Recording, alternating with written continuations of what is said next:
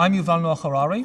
I'm a professor of history at the Hebrew University of Jerusalem and the author of Nexus, a history of information networks from the Stone Age to AI. The key question of Nexus is, if humans are so smart, why are we so stupid? Why are we on the verge of destroying ourselves? We have managed to reach the moon, to split the atom, to decipher DNA, and yet with all our knowledge and wisdom, we are on the verge of ecological collapse, perhaps of a third world war, and also we are developing an extremely powerful technology, AI, which might get out of our control and enslave or destroy us. So the book explores this strange dynamic in human history between our knowledge and wisdom and our self-destructiveness. And this is a question that has been often raised, and a traditional theological and mythological answer to this question is that there is something wrong in human nature. There is something in human nature that makes us self-destructive. And the answer that Nexus gives is different.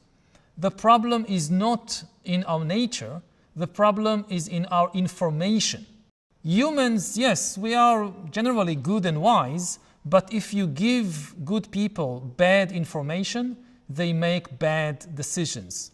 And what the book explores is, why is it that the quality of our information did not improve over thousands of years of history?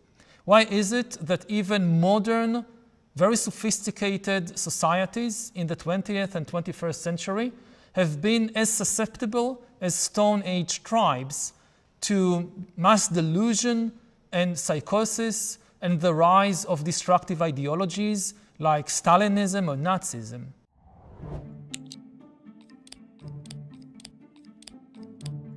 Chapter 1. The Rise of Alien Intelligence. Storytelling has always been important from the Stone Age to the 21st century. Whenever a large number of people are trying to cooperate on something, whether it is to hunt a mammoth or whether it is to build an atom bomb, just knowing the facts about the objective world, about objective reality, is not enough. If you want, for instance, to build an atom bomb, you need to know some facts about physical reality. You need to know that E equals mc squared. If you try to build a bomb and you ignore the facts of reality, the bomb will not explode. But just knowing facts is not enough, because in order to build an atom bomb, you need millions of people to cooperate on the project. You need physicists to write complicated equations, but you also need miners to mine uranium in distant places around the world. You need engineers and builders to build the reactor and the other facilities. And you need farmers to grow potatoes and rice and wheat so that all the physicists and engineers and builders and cleaners and plumbers in the nuclear facility will have something to eat. If they have to go themselves and grow potatoes and then come back to the reactor to do all their experiments, it won't work. So you need really hundreds of thousands, if not millions of people cooperating on that. Now, if you just tell them the facts of physics, that E equals mc squared, this is not going to motivate anybody to cooperate on this project. And this is where storytelling comes into the picture. So what really motivates people is, it could be religious stories, mythologies and theologies. It could be secular ideologies like communism or capitalism. And it's always the people who are experts in storytelling that give the orders to people who merely know the facts of nuclear physics. So in Iran today, the nuclear scientists are getting their orders from experts in Shiite theology. In the Soviet Union in the 1950s, The experts in nuclear physics, they got their orders from experts in communist ideology. And even in a completely, say, free market economy, there are still stories at the basis of the system, because money and corporations are also stories that humans invented. They are not physical facts. If you consider, for instance, a dollar bill, it has no objective value whatsoever, at least not for human beings. Maybe termites can eat it, but humans can't eat dollars, they can't drink them, there is nothing useful you can do with them. They nevertheless have value because the greatest storytellers in the world, the finance ministers, the bankers, the investors, they tell us a story that this piece of paper has value. I can use it to buy bread or potatoes or bananas or anything else. And as long as millions of people believe in this story, they are willing to work, for instance, on constructing a nuclear reactor, because at the end of the month, they get these few colorful pieces of paper. And today, of course, it's not even paper. Most of the money in the world today is not paper notes and metal coins, it's just digital information moving between computers. But as long as people still have trust in the story about this digital information, it works. People are willing to work hard for a whole month or a whole year just in order to get a few bits of data in their bank account. When we think about this kind of meeting between storytelling, which is a very ancient human capacity going back tens of thousands of years, and the new technology of AI, I don't think we should start with words like risk or threat or danger. It's better to just understand the immense importance of what is happening right now. Throughout history, for tens of thousands of years, the only entities that could invent stories, whether stories about gods or stories about money, were human beings. So we lived cocooned inside a cultural world constructed by the human imagination. If you read a holy book, or if you read an economic theory, or if you listen to a song, or you listen to a piece of music, this came out of the mind of another human being. So we lived in a human world. Now, for the first time in history, there is another entity, there is another agent out there that can create stories, economic theories, new kinds of currencies, music, poems, images, videos, and this new entity is AI. What happens to human society? What happens to human life if we increasingly live our lives cocooned inside the cultural artifacts coming from a non-human intelligence, from an alien intelligence? And you know, the acronym AI traditionally stood for artificial intelligence. But I think it's more accurate to think about it as an acronym for alien intelligence. Because artificial, it gives the impression that this is an artifact that we create and control. And AI, with every passing year, AI is becoming less and less artificial and more alien, in the sense that we can't predict what kind of new stories and ideas and strategies it will come up with. It thinks, it behaves in a fundamentally alien way. I'll give two examples to clarify this, because there is a huge confusion around AI today. There is so much hype around AI, you know, especially in the market. If you want to sell something to people today, you call it AI. So everything now becomes AI, and then people don't understand, so what is it? And if you think, let's say, about somebody is trying to sell you a coffee machine, and they tell you, this is an AI coffee machine. How do you know what it means and whether it's true? Not every automatic machine is an AI. If this coffee machine, you press a button, let's say for espresso, and the machine provides you with a cup of espresso, this is not AI. It simply follows the pre-programmed orders of its human creators. The hallmark of AI, what makes AI, is that it is able to learn and change by itself and come up with decisions and ideas that we don't anticipate, can't anticipate. So if you approach the coffee machine, and the coffee machine, before you press any button, tells you, hi, hello, I've been watching you for the last month, and based on all the information I gathered on you and on many other users, and based on the time of day and your facial expression or whatever, I predict that you now want an espresso, so I took the liberty to already prepare for you a cup of espresso. This is an AI. And if now it goes a step further and says, I actually invented a new drink that you've never tasted before. I call it Bespresso. And I also took the liberty to prepare it for you because I think you would like it. This is an AI coffee machine. And this is not just theory, it's also, we are seeing it all around us. One of the key moments in the AI revolution back in 2016 was when AlphaGo defeated the Lee Sedol, the world champion at the game of Go.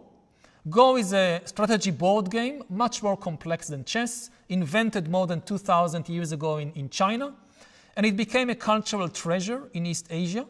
For more than 2,000 years, tens of millions of people in East Asia played Go, and entire schools of thought, entire philosophies evolved around this game because it was seen as a mirror for life and as a good preparation for politics and for making decisions in the world. And people thought that we know how to play Go. And AlphaGo taught itself how to play Go, and within a few weeks surpassed the wisdom accumulated by humanity, by tens of millions of people over more than 2,000 years. The most amazing thing about its victory was that it used a strategy which was considered beyond the pale. When it played its crucial moves, Go experts didn't understand, what is it? Nobody plays Go like that. And it turned out to be a brilliant strategy. And it also turned out that for more than 2,000 years, our human minds have explored only a very limited part of the landscape of Go. If you imagine all the ways you can play Go as a kind of planet with a geography, so humans were stuck on one island in the planet Go for more than 2,000 years because human minds just couldn't conceive of going beyond this small island. And then AI came along, and within a very brief time, it discovered entire new continents on the planet Go. And this is likely to happen in more and more fields, in finance, in art, in politics, in religion. So before we think about it in terms of risk or threat or opportunity, just think what it would mean to live on a planet which is increasingly shaped by the stories and the products of an alien intelligence. Chapter 2. How Information Technology Shapes Society. Every time there is a new information technology was invented, it completely changed society, politics, culture. About 5,000 years ago, one of the most important revolutions in information technology occurred with the invention of writing.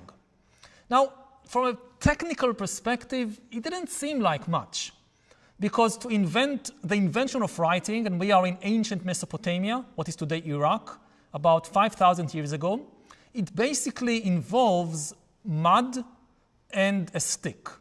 People started taking clay tablets, and clay is just essentially mud, and they take a stick, a reed, and they imprint signs on the clay tablet, and then preserve the clay tablet, and this is document. This preserves records of various things. So this is the invention of writing, people playing with mud. And this had immense impact. So to give again just one example, think about ownership. What does it mean to own something? Let's say I have a field. What does it mean that this field is mine? So if you live in ancient Mesopotamia or anywhere else in the world, before writing, ownership means a communal agreement among my neighbors, the people in my village, that this field is mine. So they don't graze their goats there and they don't pick fruits there without my permission. But because ownership means an agreement of the community, it limits the power of the individual. I can't sell my field to someone else unless I get the agreement of my neighbors, because they decide who owns what field.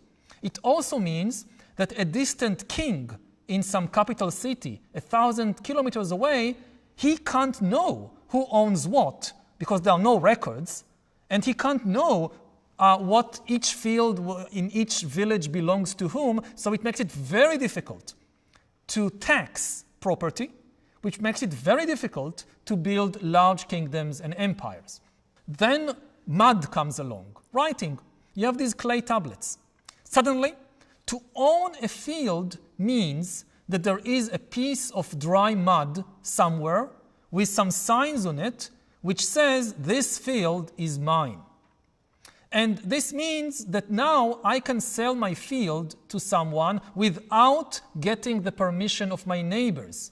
Because to transfer the field to that other person in exchange for, I don't know, a couple of, some gold, I don't need the agreement of the neighbors. I just give the person this piece of clay, of dry mud. This is ownership. It also means that the king in the distant capital can now create an archive of all the property records in lots and lots of villages, and know he has bureaucrats who know how to read these clay tablets. They know who owns each field. In numerous villages, you can start to have taxation systems, you can start to have kingdoms and empires.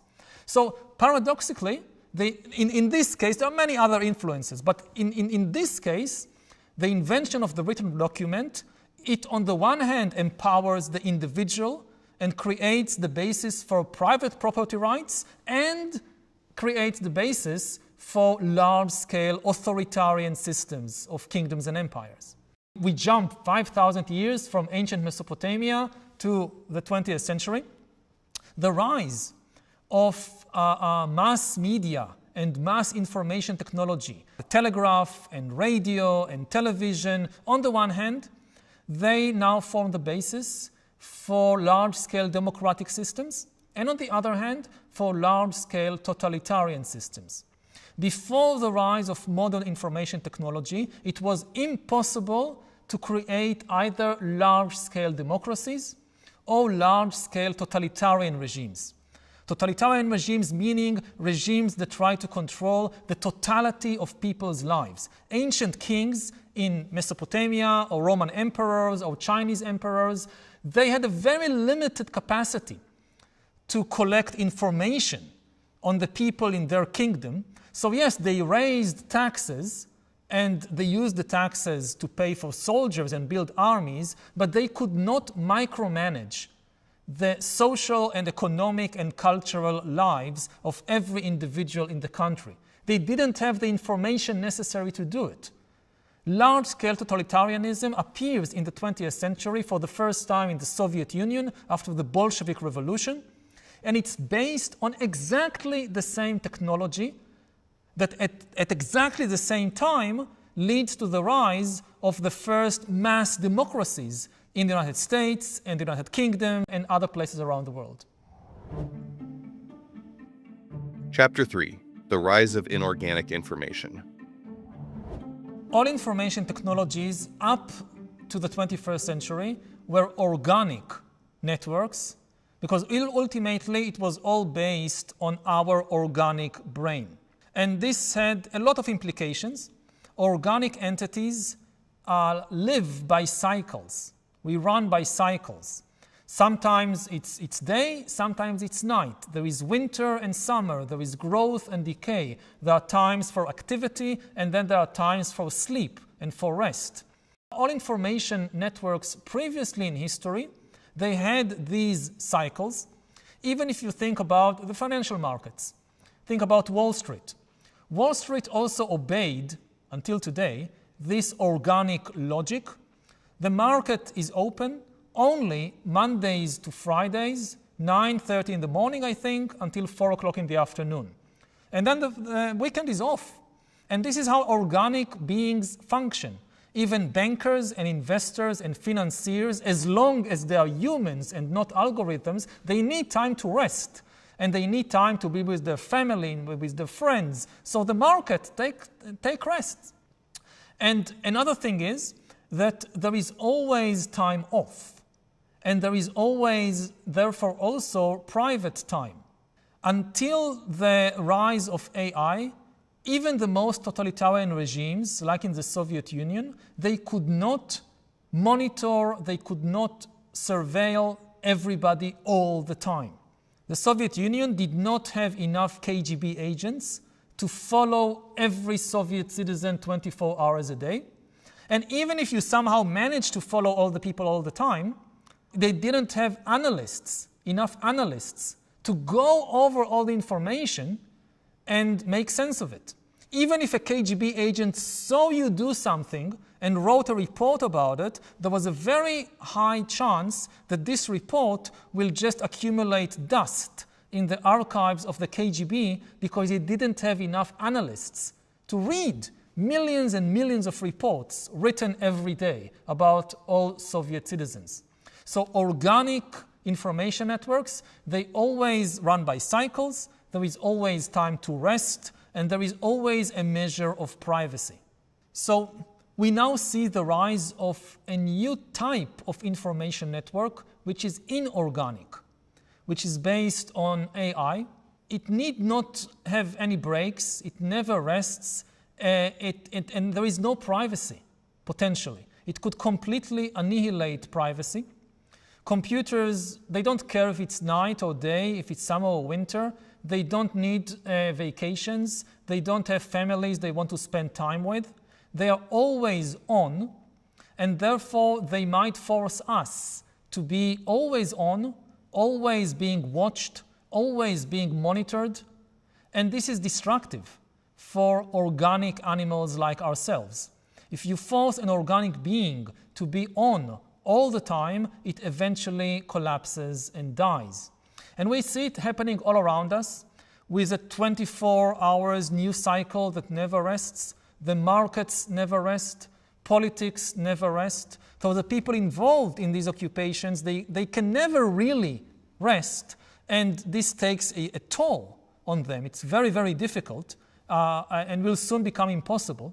Anything you do or say at any time might be watched and recorded, and then it can meet you down the line 10 or 20 years in the future. You do something stupid but legal in a college party today when you're 18, maybe in 20 years when you run for political office or you want to be a judge or whatever, it's there. So basically the whole of life is becoming like one long job interview. Anything you do at any moment is part of your job interview 20 years from now. Now, all this is made possible by the fact that AI is the first technology in history that can take decisions by itself. Until today, all our big information networks, they were managed, they were populated by human bureaucrats. Whether it's government offices or corporations or armies or banks or schools, all the decisions ultimately have to be made by an organic brain of a human being. Now, AI has the capacity to make decisions by itself. So what we are facing is not, like a Hollywood science fiction scenario of one big evil computer trying to take over the world. No, it's nothing like that. It's more like millions and millions of AI bureaucrats that are given more and more authority to make decisions about us in banks, in armies, in governments. And again, there is good potential in that as well. They can provide us with the best healthcare in history. But there are, of course, huge risks when power shifts from organic humans to these alien inorganic AIs. It just becomes more and more difficult for us to understand the decisions that shape our life. What happens if you can no longer understand why the bank refused to give you a loan, why the government or the army did this or did that? And this is the world that we are entering. A curious fact is that at least in the United States, there is already a legal path open for AIs to become legal persons. Because in the US, unlike in other countries around the world, corporations are considered legal persons that even have rights like freedom of speech.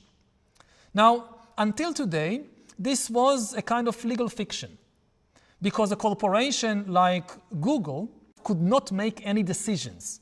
Only the humans employed by Google made all the decisions.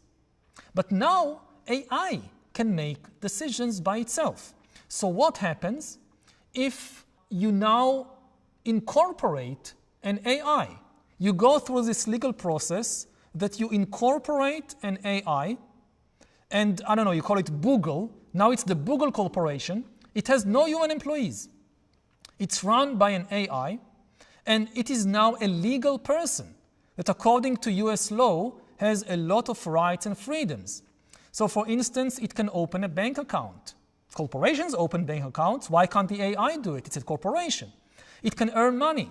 It can go online to websites like TaskRabbit and offer its services to clients, human or non-human, and earn money. And then it takes its money and invests it. And because it's so good at making investment decisions, it earns billions and billions. We could be in a situation when the richest person in the United States is not a human being. The richest person in the United States is an incorporated AI.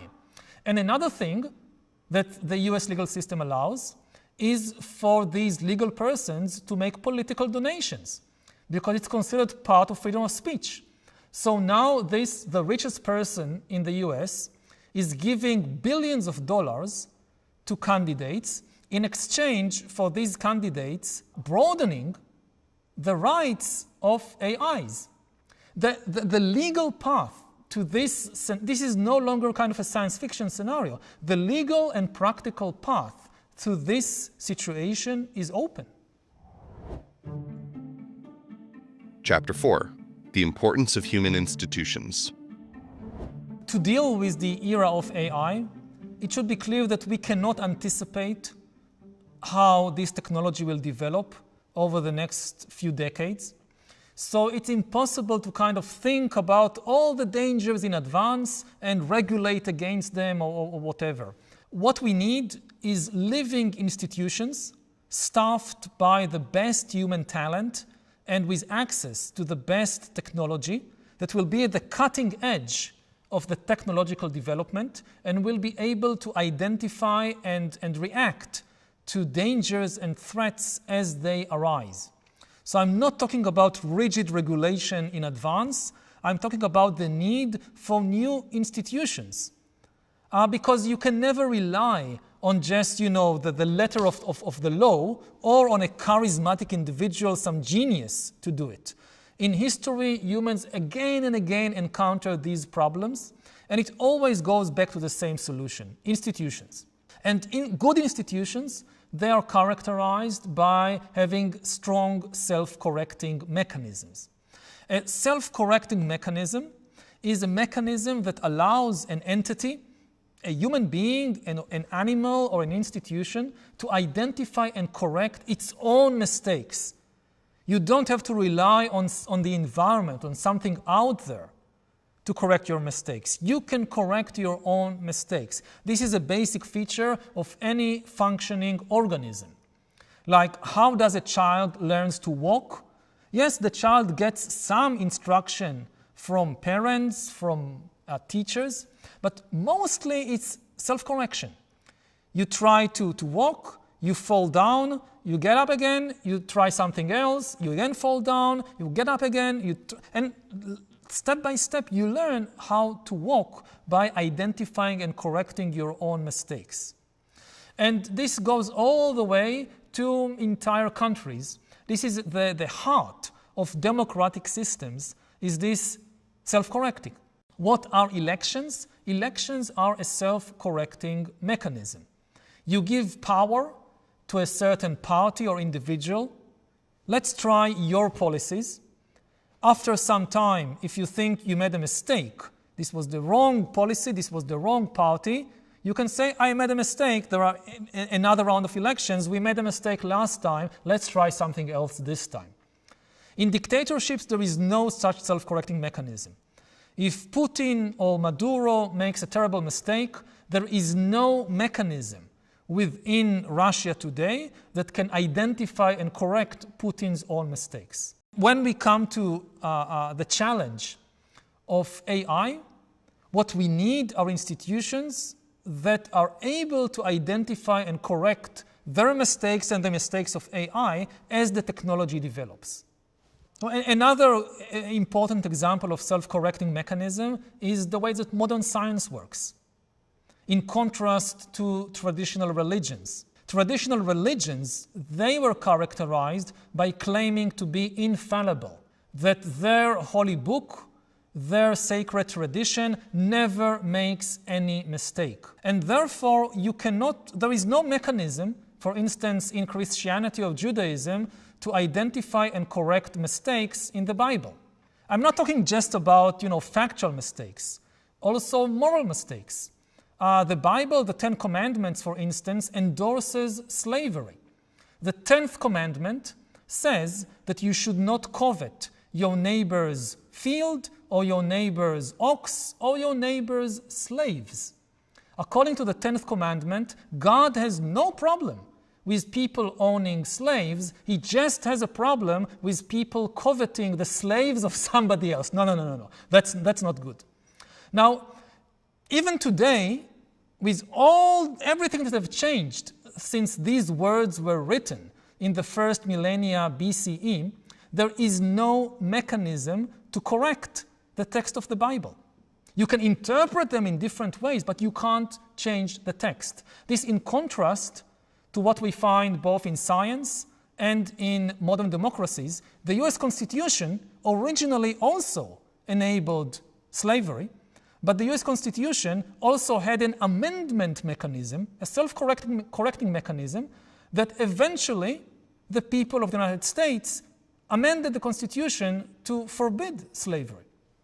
And then science works in an analogous way, that if you have a theory of how the planets move or how organisms evolve, the whole of science really is a self-correcting mechanism. The only thing that scientific journals publish are corrections to previous publications. In religious publications, no. They publish again and again the same teachings. But in academic journals, in history or physics or medicine, they never publish the same thing twice. The only thing they publish is corrections either to past mistakes or past lacunae.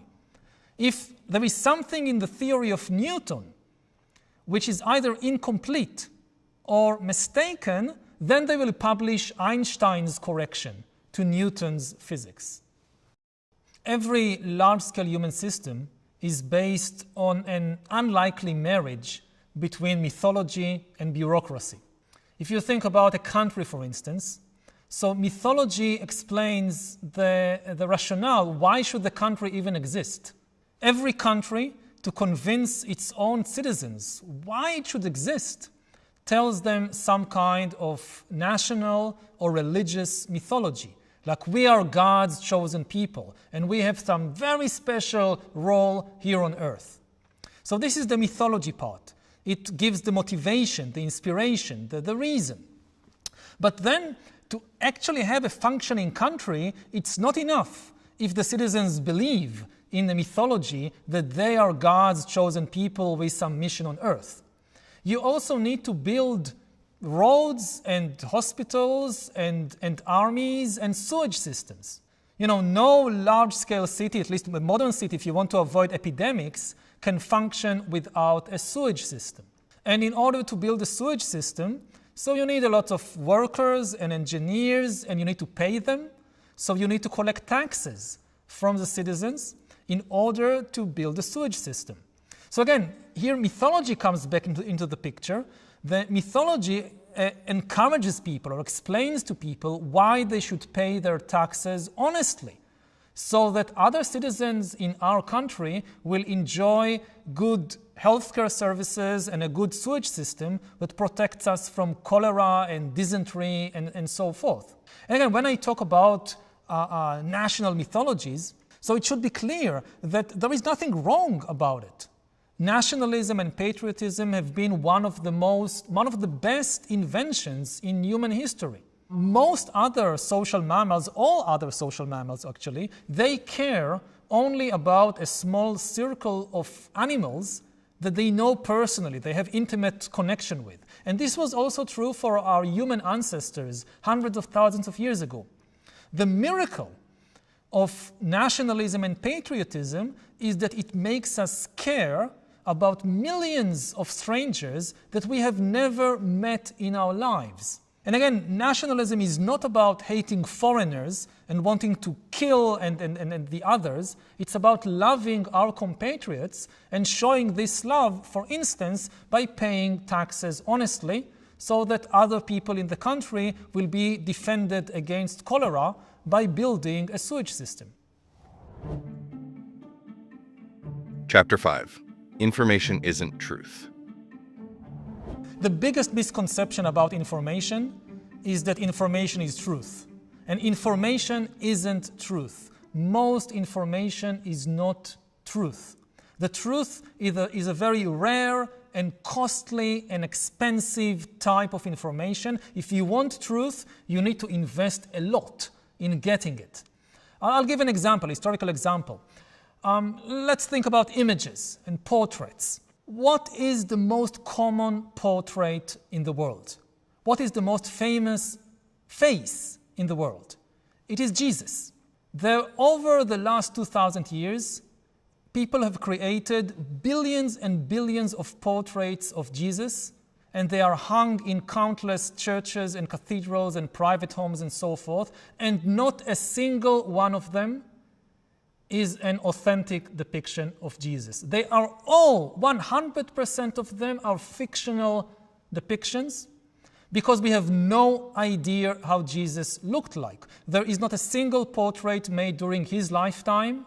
There is not a single sentence in the Bible that tells us whether he was fat or thin, tall or short, black hair, blonde hair, nothing.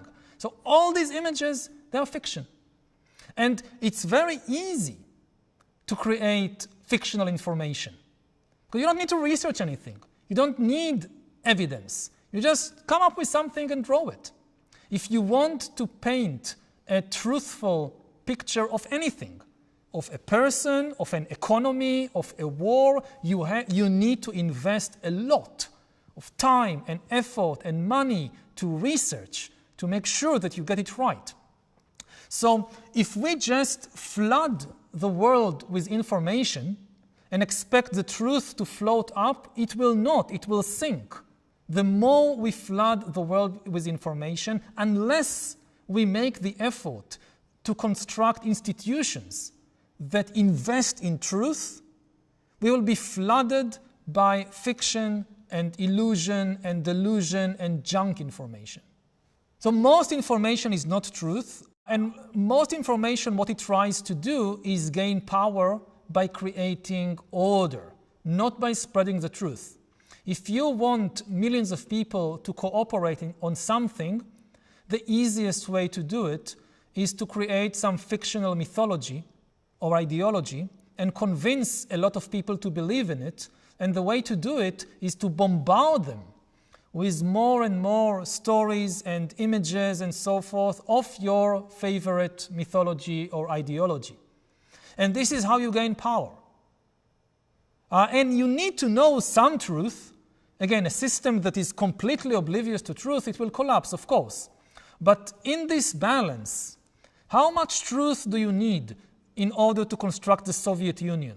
And how much fiction and delusions do you need in order to construct the Soviet Union? You need a little truth and a lot of fiction. And this is true of most of the large-scale political systems that existed throughout human history. We tend to think about totalitarianism and democracy as different ethical systems, but they are different information networks. Information flows differently in totalitarian versus democratic networks. Totalitarian networks are centralized. All the information flows to just one place where all the decisions are being made, and they lack strong self-correcting mechanisms. There is no mechanism in the Soviet Union to identify and correct the mistakes of Stalin. Democracies, in contrast, they are distributed information networks with lots of self-correcting mechanisms. The decisions in the United States are not made only in Washington. Just a small part of all decisions are made there. Most decisions are made by private businesses and voluntary associations and individuals and so forth. And there are lots of mechanisms to correct the mistakes even of the most powerful politicians and corporations. So this is the key difference in terms of information flow between totalitarianism and democracy. In the 20th century, totalitarian systems work worse than democratic systems. When all the information flowed to just one place, just to Moscow, the people there were overwhelmed by all the flood of information, and they could not make the right decisions, and there was no mechanism to correct their mistakes, and eventually the system collapsed. A distributed information system was much better when the decision makers were human beings. But AI could give an advantage to totalitarian systems in the 21st century. Why? Because AI can process enormous amounts of information much faster and more efficiently than any communist bureaucrat. When you flood a human with too much information, the human collapses. When you flood an AI with information, the AI becomes better. So there is a scenario that it's not deterministic, it's not certain, but there is a scenario that totalitarian systems will become better in the 21st century because of AI. Still, the other problem of totalitarian systems, that they have no self-correcting mechanisms, this is still applicable even in the age of AI. It makes it even more dangerous. A totalitarian system relying on AI, that the AI makes a mistake, and AIs are fallible. AIs are not God. They make mistakes. If you give all the power to a totalitarian AI and you have no way to correct its mistakes, this could prove catastrophic to the entire human civilization. For human dictators, AI is an especially big problem, because for an AI to take power in a dictatorship is much, much easier than to kidnap power in a democracy. Because all power in a dictatorship is already concentrated in the hands of just one paranoid leader, the AI needs to learn how to manipulate just this single individual in order to take power in the country. So the danger of AI taking power in a country are much bigger in dictatorships than in democracy. In democracy, a big problem is very different. Democracy is a conversation. The whole meaning for democracy is that you have large numbers of people conversing about the issues of the day. Now, imagine a large group of people standing in a circle and talking, and suddenly a group of robots entering the circle and start talking very loudly and very emotionally and persuasively. And you can't tell the difference, who is a human and who is a robot. That is a situation we are now living through. And it is no coincidence that the democratic conversation is breaking down all over the world because the algorithms are hijacking it. We have the most sophisticated information technology in history, and we are losing the ability to talk with each other, to hold a reasoned conversation. In order to protect the conversation between people, we need to ban bots from the conversation. We need to ban fake humans. AIs should be welcome to talk with us only if they identify as AIs.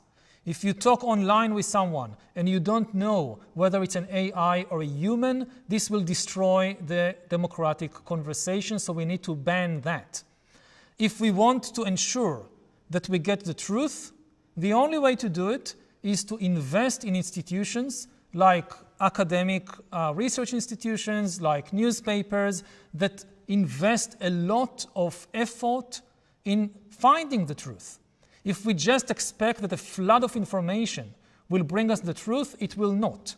It will overwhelm the rare and costly kind of information, which is truth, by a deluge of fake and junk information. And as individuals, my best recommendation is to go on an information diet, the same way that people go on food diets.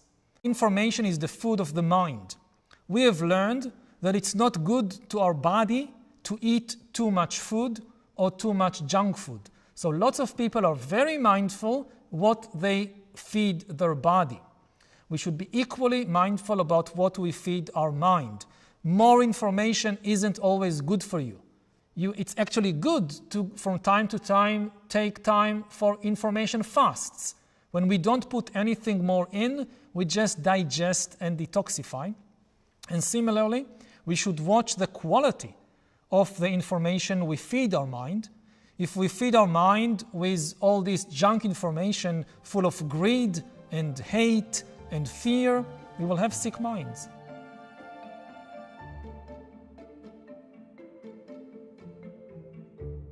Want to support the channel? Join the Big Think members community where you get access to videos early, ad-free.